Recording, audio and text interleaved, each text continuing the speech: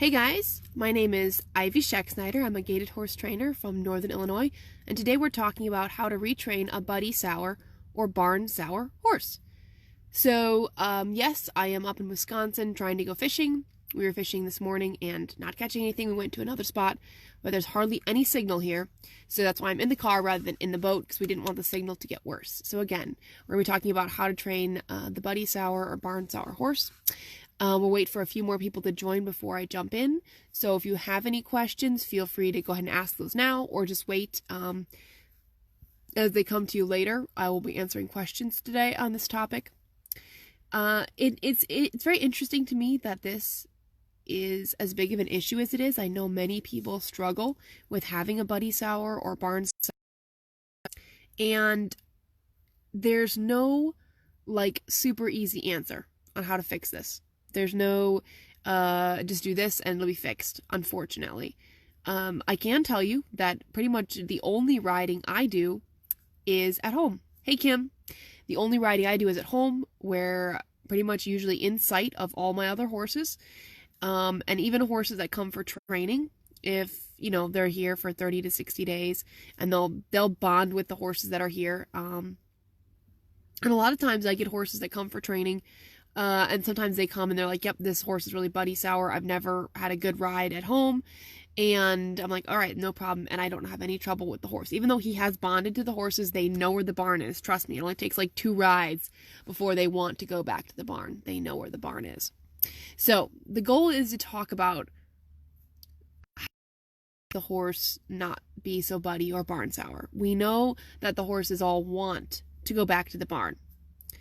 And we know that they want to go back to their buddies. First, we're going to deal with riding at home in terms of being barn sour that way. And then later we can talk about buddy sour on the trail. But first, we're going to be dealing with working with a barn sour mare. So Susan said she had her barn sour mare out today, walked her to the road and let her eat grass per my recommendation. Awesome job. Yeah, I am going to be talking about how to use food. So, to them, the barn is better than being with you. To them, the barn is better than a ride. Okay? So we want to change that perception. And there's quite a few different ways. Some people say, when your horse wants to rush to the barn, take him to the barn and make him work really hard. There's nothing wrong with that. If you do that and it works, that's not a problem. But that's not usually what I'll do. So what I do is I take my horses out. Now, basics. Safety is very important, okay? So, when you take your horse away from home, do not take them a mile down the road and then turn and come back, because that's asking for a horse to kind of be like a runaway, right? To really rush home and rush back. So, don't do that. Take them 100 feet down the roads. Hey, Kimberly. Hey, Tina. Take them 100 feet down the road, or 300 feet down the road, or not even all the way out to the road, just on the driveway, and come back. Then when you're away from home, whether that's 100 feet down the road, let them stop and eat some grass, which it's starting to get to be spring. We'll start to have grass, and this will be an option for you, hopefully. Now, if you don't want to feed grass, feed some grain. You don't even have to feed out of your hand. You could just bring some and drop some on the ground, right? And again, you want to do this where the horse is not totally freaked out, right? So don't wait till the horse is freaking out before you address this or practice. Don't go so far. All right.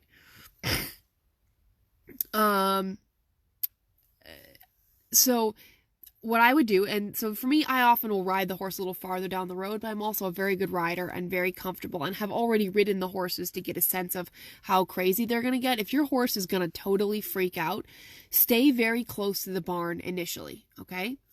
Hey, Regina. Hey, Charlene. We'll get to your question in a minute. Basically, there's a couple things. One, the horse is not paying attention to you. And 2, thinks that the barn or the buddy is more important than you are. Okay. And that takes practice. So think about it in this way. How can we get the horse to want to pay attention to me and or rather be with me than be at the barn? Okay. So, and those are kind of the mentality that I'm going to approach this with. So what I did, I had 2 horses that were both a little barn sour, this past summer, last year. And I videoed the sessions. And so I rode them in the pasture. I could ride them in the pasture maybe a couple 100 feet away from the barn and the other horses without any problem. But as soon as I take them out on the road, and again, they are still in sight, but they start whinnying and rushing home. Okay, not bolting. Again, if you have a horse that's bolting or issues like that, you might be better off talking to a professional. But let's say your horse just gets anxious. Okay? And what I would do is I'd ride them out and they'd start whinnying and rushing both away and toward home. And what I would do is anytime they would walk relaxed, even if it was a step or two, then I would stop them and take them off the road into the ditch and let them eat grass. A couple mouthfuls. And then I would continue on and we'd keep walking. Same thing coming home. Now coming home, they were more likely to be hot. So I was working on head down, and as soon as they would drop their head, I immediately turn and take them to the grass. Now, initially, you may have a horse that's too anxious to eat the grass. Okay. That's why you maybe need to start a little bit closer to home so they're not so worried. So instead of going to a place where they're really worried, stay closer. And I did this, with these two mares. And by about day 3 or 4 after doing this, they stopped caring. They would walk home. They didn't rush. They stopped friends totally. Just 3 days. And this was not 3 days in a row. It was 3 days spread out. And so basically then they were not buddy sour or not barn sour anymore. They stopped whinnying and stopped rushing back. Okay. I had a horse at a clinic he just whinnied and whinnied and whinnied. We knew he was buddy sour. Basically, he was buddy sour, and his buddy is whinnying and whinnying and whinnying for him. And so that was a real issue. So we would take him away from the barn, and we were talking like 200 feet away. And he didn't do anything crazy, so there wasn't a danger of safety. Safety wasn't an issue. But he would just whinny and have his head up and want to rush back. So what I would do is I would walk away from the barn about the 200 feet to this nice lush grass in the spring. And I'd let him put his head down and eat. He'd usually take one bite of grass, put his head up and whinny. And then we would walk back to the barn. And then I'd turn around and walk back, and we'd get to the grass. And I'd let him put his head down and eat a bite of grass. And he'd snatch it up and whinny. And we'd walk back to the barn. And we did this for like 30 minutes. And by the end of the 30 minutes, he was willing to stand a little bit longer and take a bite, but still whinnying. Okay, so that was the first day. Second day of the clinic, we did some other stuff, and we went right back to working on the road. Again, walking just 200 feet away. Eat a bite of grass.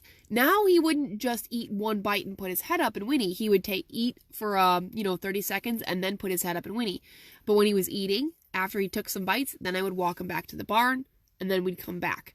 And after about 10 minutes, we'd go to the grass, and he'd put his head down and eat. And then day 3, I don't think he whinnied. I think he whinnied once the whole session, which was awesome, that was happenstance stables. And that was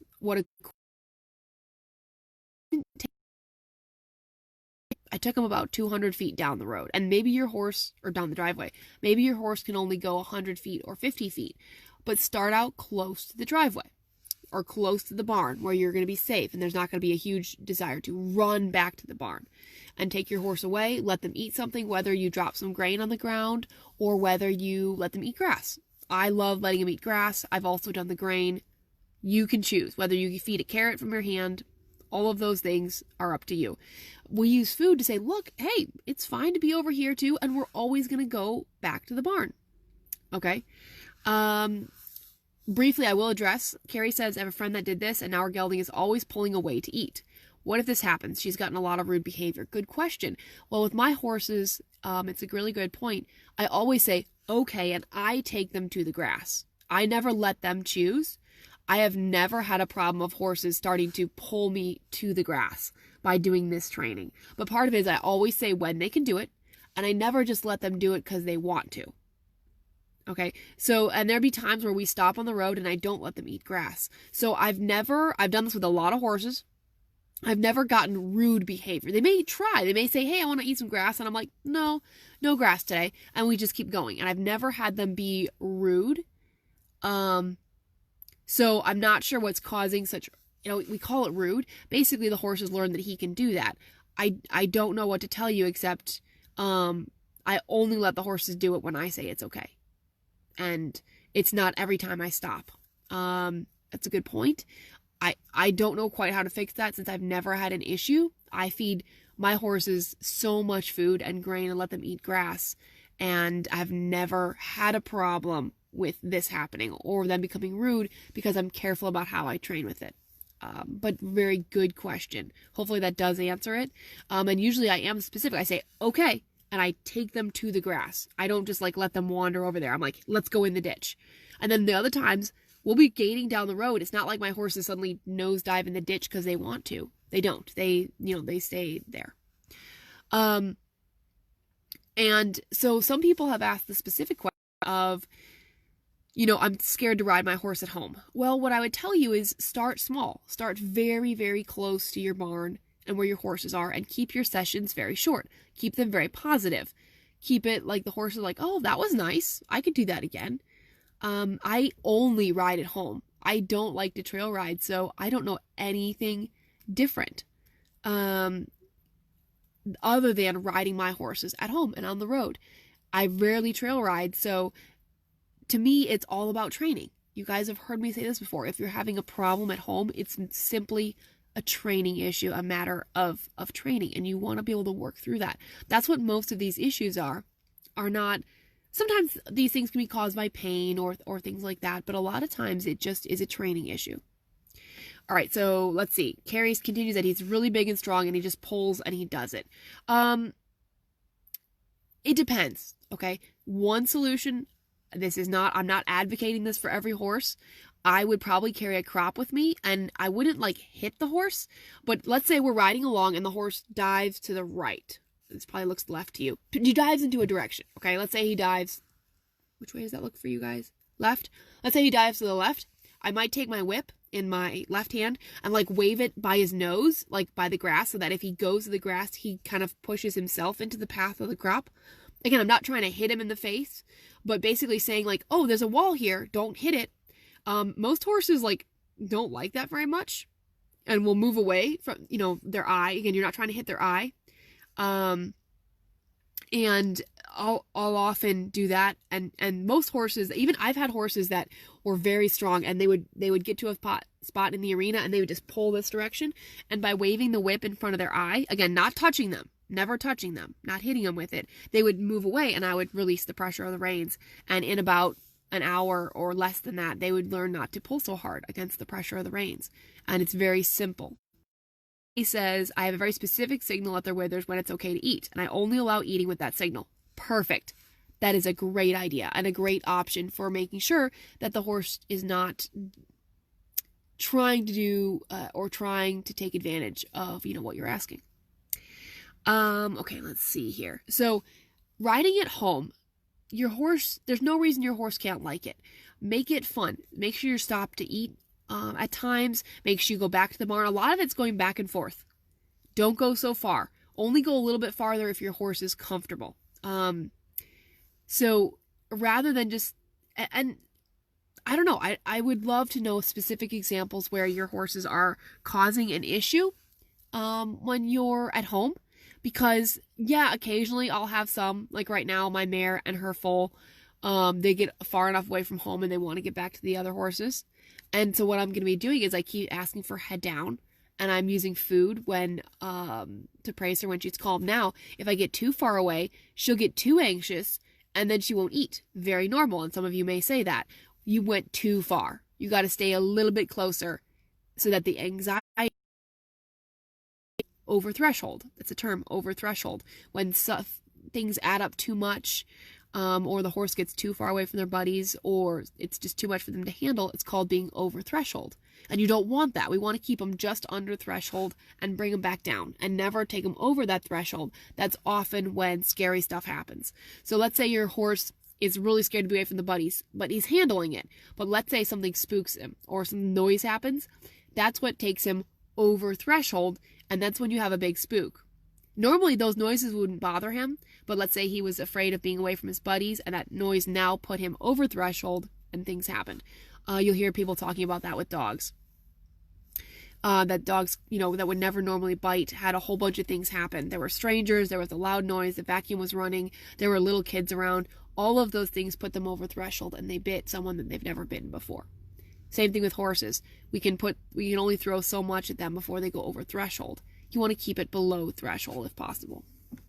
All right, let's see. Let's go back and answer some questions. So Charlene said specifically her horse was buddy sour at a clinic, crying for a friend and not paying attention, even though her buddy was right there. Hey, I've been there. So not paying attention. There are some specific exercises that I do with horses to get their attention back. I'm going to go with one of them. One of them I can't do it without demonstrating. So let's say I've had this. I've had a horse going in circles around me, totally paying no attention to me. Okay. And this horse was not clicker trained. We were doing some trick training. We were at a clinic and not paying attention. So what I did is on the lunge line going in circles around me. And every time the horse looked at me, I'd click and I took some grain. I had my pocket and I went to the horse and gave it to her. And then I went back to standing still. And then every time she'd look at me, I'd click and give her a treat. And she didn't look at me that much for the first 5 minutes. She just went in circles around me. And I'm just standing there quietly, be calm. And eventually she was like, you're standing nice and quiet. And when I stand by you, everything is calm and I get food. And within 10 minutes, she was standing by me, looking around, but calmly, not crashing into me, not bumping me. And then I was able to get her focused and we were able to do the trick training. So that's one thing you can do is make sure you are calm, make sure you're not causing the problem, and make sure that you're rewarding when the horse pays attention to you and you're not just getting all upset and making things worse. That's definitely one thing you can do. The other thing you can do is, so let's say your horse is going in circles, looking everywhere, go the other direction than they're looking. And as soon as they look at you, drop the rope and be calm. As soon as they start looking over there, just walk the other way. Basically, don't get behind them where you can get kicked, but you're always saying, if you want to look over there, I'm going this way. And you can pull on the lead rope a little. Don't jerk, not jerking on them, but like just saying, I'm going this way. And as soon as they look at you and follow you, stop and rest. And then as soon as they take their attention away, and again, that's on the ground, obviously. Usually at a clinic, that's a good place to start if your horse is going crazy. So hopefully that gives you an idea, Charlene. Basically start praising. There's a lot of different exercises you can do to get the horse's attention back on you, but have a way to praise the horse for bringing their attention to you, and have a way to make sure you're calm, that you're not adding to all the cacophony of noises that's putting that horse over threshold, because you can't tell the horse that they're wrong or that they're safe. We can only train them to learn to tolerate more and to trust you. Okay, Tina says her horse is trailer sour. I do a lot of head down, and if your horse doesn't like to be on the trail, start stopping to eat. When you tell them, stop to eat on the trail. Let that horse have some grain, have a carrot, have whatever they love, some hay replacer, pellets, if they have an issue coming back to the trailer. All right, let's see. I have a buddy sour horse, and I ride first in the barnyard with his buddy in the barn, and then out in the pasture next to the barnyard, then out in the yard a little farther. Perfect, Heidi. Exactly what I'd recommend is keep it slow. If you need to ride right next to the horse's buddy to stay safe, do that, and then gradually move farther away, and then come back and move farther away and come back. And then keep making being farther away more positive to get special grass, special grain, a carrot, then being by the horse. Kimberly says, can I start out by walking them and do this? Absolutely. You can do it on the ground or in the saddle. Both are great. Your goal is to reward the horse when the horse is calm and stopping and walking calmly. Walk down the road, make sure you say okay or whatever your cue is to let them eat grass. Let them stop and eat grass. Praise. Regina says, yes, keep them under threshold. Yes, that's something for you guys to learn. Really think about what are you doing with your horses that could be putting them over threshold, and try to keep it under. Mara says, do I allow gait toward the barn? And if I do I have a specific spot where I ask for walk the rest of the way? Great question. I do occasionally gait toward the barn when the horse is willing to walk toward the barn. If the horse was willing to walk, then it's a fine time for me to ask for the gait. I usually, when I go on my driveway, I usually walk the rest of the way because there's some bigger rocks, and so I'd rather they just walk. So I may gait toward the driveway, but always when I ask them, not just because they want to go fast. Susan says, I tie my mare up in her stall when I get back. If she was rushing to get home, they learn from not want to hurry home. It's worked well, but every horse is different. Indeed. And that's why I'd rather not make being at the barn negative. I'd rather make being away with me very positive. Hi, Chris. Or Chris Ann. I'm not sure. People's names are weird on Facebook. Sometimes I'm not sure who I'm talking to. So sorry if I get it wrong. Tina says, gets explosive when we head back trail riding. Okay. My suggestion, gets explosive when you head back trail riding. That could mean a lot of things. Are you trail riding for 5 hours? Are you trail riding for 30 minutes? Here's what I'd do, is I'd go away from the trail 100 feet down the trail and come back. And go 100 feet down the trail and come back. And go 200 feet down the trail, let her eat some grass and come back. And go 300 feet down the trail and come back. And yes, it sounds boring, but what if it only takes 4 rides? What if you ride for an hour and you go back and forth? And you let her eat when she's away, and then she comes back to the trailer, and then you go away and she eats when she's away, and then you come back to the trailer. What if it only takes 4 rides and she's better? Usually combining head down with this kind of training does not actually take that long. I've never had a horse be really barn sour or buddy sour longer than a few rides. Yours could be different. Stay safe, right? Absolutely. Horses are different. They are made to prove me wrong. Trust me, it happens all the time. So you want to try to make it shorter. Don't make it so long before you turn around and come back.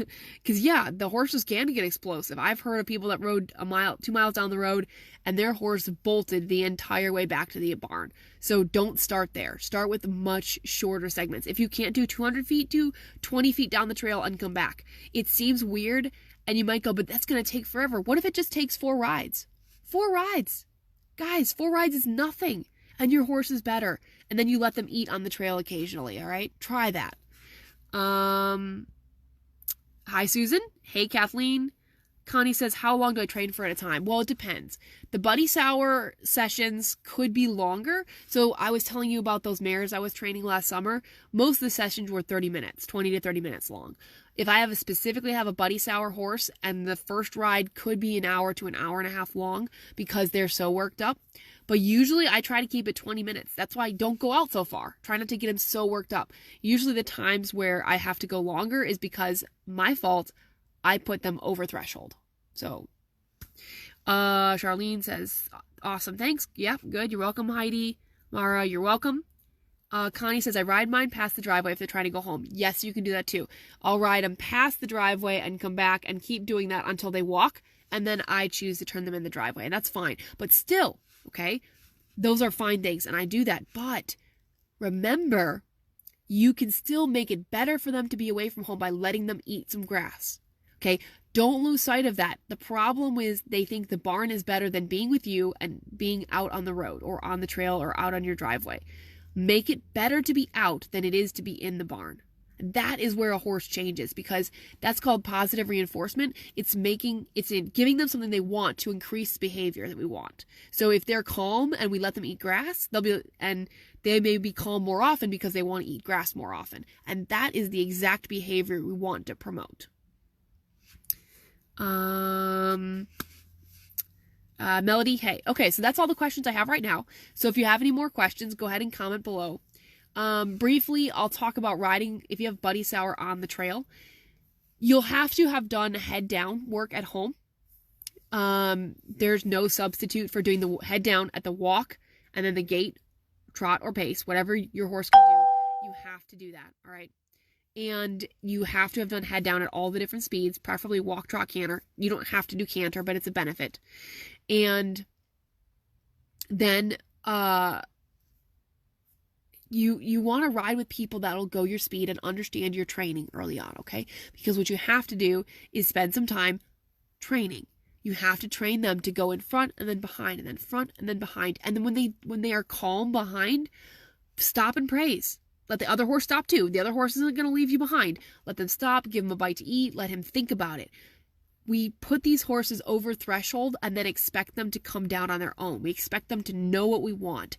Why do you expect him to be calm? He's stressed out and nervous because he's not with his buddies. And you think you telling him it's going to be okay or pulling on his mouth is going to change his mind? Really? You have to help him calm down. And that could be everybody stops and your horse takes a breath and just goes, oh my gosh, I'm not going to die. How is the horse supposed to know? There's no reason. And you need to start thinking, how can we help the horse understand what we want, which maybe is to walk slower, or that being not in front is okay. But we never stop to tell the horse it's okay. We always just get mad at the horse for going faster. And that's never helps the horse understand anything. Okay. Kim says, I came back to the trailer with the saddle and bridle on with the halter. I let him stand there, preferably in the sun, so it's not comfortable. After a bit, I go out again. Well, if that works, that's totally fine. That just makes the trailer uncomfortable. It doesn't mean that he's focused on you or happy to be with you. Jane says, if I let him eat grass, then I can't get his head back up and we fight. Okay. That's another training issue. You could work on that at home. Okay. So I've never had this specific problem. I've had horses that wanted to keep eating. So how about this? Let's say you're at home and you let him put his head down. Okay. And he puts his head down and you walk to the grass, you say, okay. And you let him put his head down and you say, all right, let's go. Or whatever your cue is to walk on. And of course he's going to keep eating. So you take your crop and you hit him one really good one on the rump. And he's going to jump forward and put his head up. And you're going to say, good boy. Walk on. And you walk off. And then you stop and you say, good boy. And he stands there and you walk on. And then you say, okay, eat some grass. And he's going to eat some grass. And you're going to let him eat the grass. You say, good boy. And then you say, okay, let's go. And he's going to maybe think about it. And then you may have to whack him one more time on the rump with the crop or the shoulder. Doesn't have to be the rump. Not too hard at first, but just enough that he has to move. And then he's going to move and you're going to say, good boy.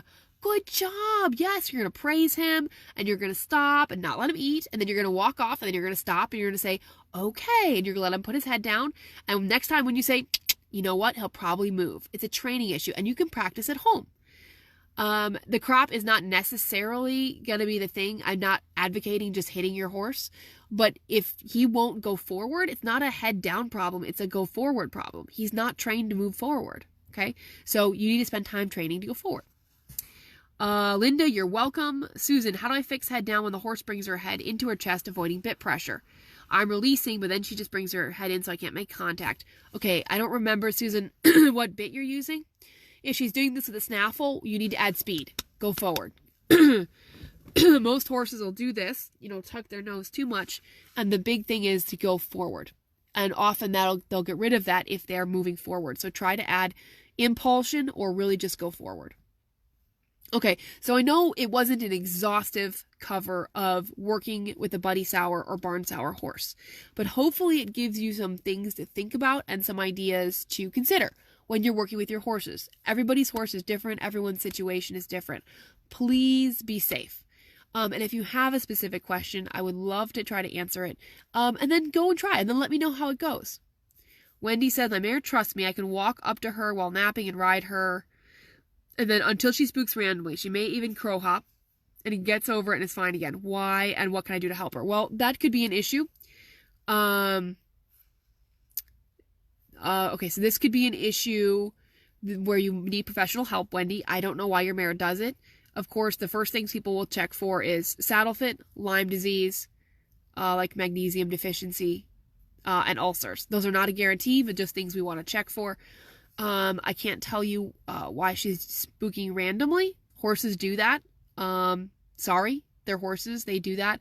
And you need to learn to ride it, which is not fun. I've ridden horses that do spook randomly, and you just kind of have to get used to it. Susan, you said this happens on the way home when she puts her head down and doesn't want to put her head up. Practice at home. Don't practice when she's coming back faster. That's an issue. It's a training issue. She doesn't know how to go forward. Clearly, she's happy to eat.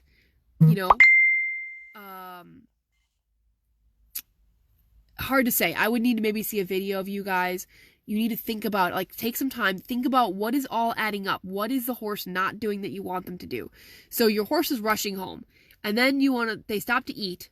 Now they're not rushing home. Now they're eating. And you get mad at them for eating. And then you say, go forward. So basically, your horse is not trained to stop and is not trained to go forward. So go home and work on that. Seriously, that's part of the problem. Okay. Linda says, I never ride my horse on an empty stomach. There you go. Feed hay while tacking and grass is a treat. And it doesn't increase pulling. Great idea. My horses get food all the time. I totally agree. Riding on an empty stomach is very difficult for the horse. That's a really good point, Linda. I never want to ride my horses when they have an empty stomach. I always make sure, if I just fed them, to give them time to eat. So I absolutely agree. Okay. Thank you guys so much for watching. I hope this has helped you a little bit. Please stay safe. Let me know if you have any questions. My name is Ivy Scheck-Snyder. I'm a gaited horse trainer in Northern Illinois, and I'm going to be trying to do these videos every day for you. And I don't know what the next topics are, and tomorrow we may be fishing again, so I don't know if I'll do a video, but please comment below if you have any other topics. I will come up with more topics. We're going to talk about how to get a trotty horse to gait. That's coming up next week, probably Monday or Tuesday. And I have lots of other topics we can talk about, and hopefully it'll be warm enough I'll be able to do some actual videos with horses, talking about saddle fit and groundwork and other stuff. So you guys stay safe. I hope you can work with your horses. If not, remember, this is temporary and you will be able to work with them soon. Thanks guys so much for watching and taking time, and for your questions and wonderful comments. And I will talk to you later. You guys got this.